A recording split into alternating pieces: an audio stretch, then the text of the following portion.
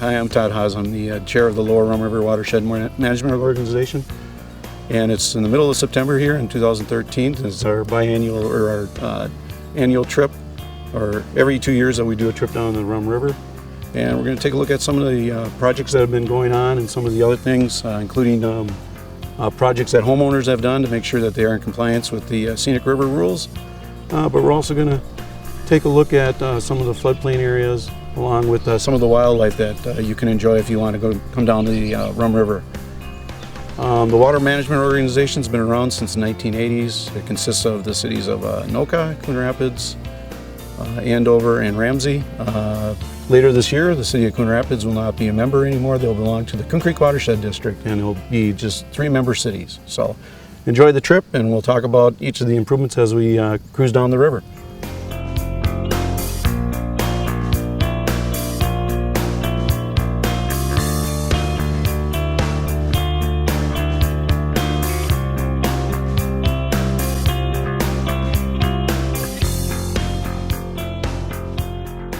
As we're moving down the Rum River south of the 7th Avenue Bridge, just want to give a little bit of information about the Rum River. It actually is one of 88 large watersheds through the state of Minnesota, and it serves pretty much the Mille Lacs area and surrounding lakes and streams and water bodies. And the outlet for Mille Lacs is actually right where the Rum River starts, as it flows south through the cities of Onamia, Mille Lacs, Cambridge and Princeton, and eventually down through Anoka, Ramsey, and Andover, and outlets into the Mississippi River.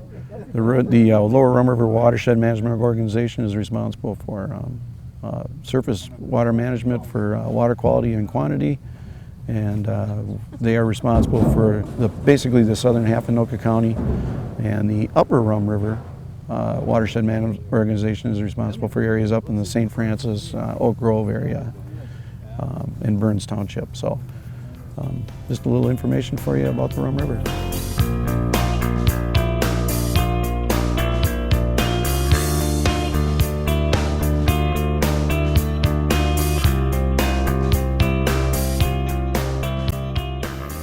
We're getting closer towards the kind of the south end of the Rum River, closer to the city of Anoka. And right behind me is an area that's considered the floodplain area. These areas here, obviously provide a lot of storage for when the river gets high in the spring or in larger rainfalls. But these areas right here, a lot of uses like housing are not allowed in these areas. There are some uses that are allowed, like parking lots, but buildings, garages, homes, things like that are not allowed in the floodplain area. And the cities of Anoka and Ramsey and Andover both have floodplain ordinances that are enforced by each of those cities. If you have questions about regulations on the floodplain, just contact your planning department and they'll give you information about that.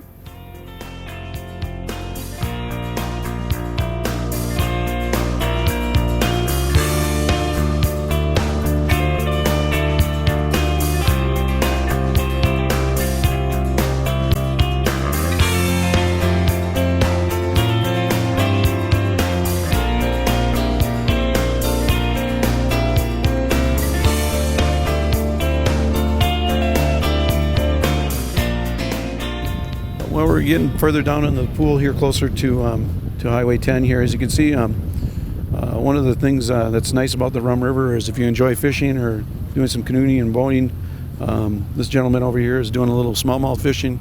The Rum River is a catch and release and is one of the best smallmouth fisheries here in the state of Minnesota. So if you want to get an opportunity to come down to the river, you can come on down to the Anoka County Fairgrounds. They got a public access that's available to the public. Most of the boats, in your 16 to 20 foot, obviously can get in here. So it is no wake zone through most of the section here, just so you know that. But come on down and take advantage of the resource if you can.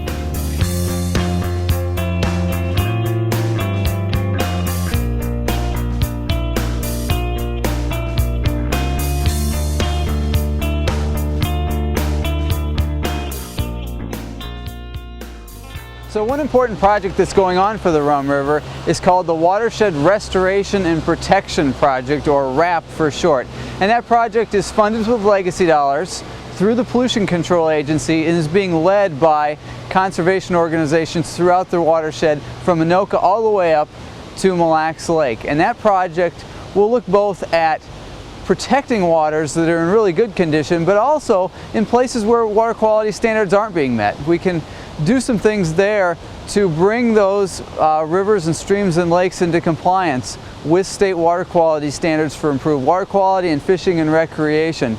It does include the Rum River, but also the streams that feed into the river and lakes that are located anywhere within that watershed.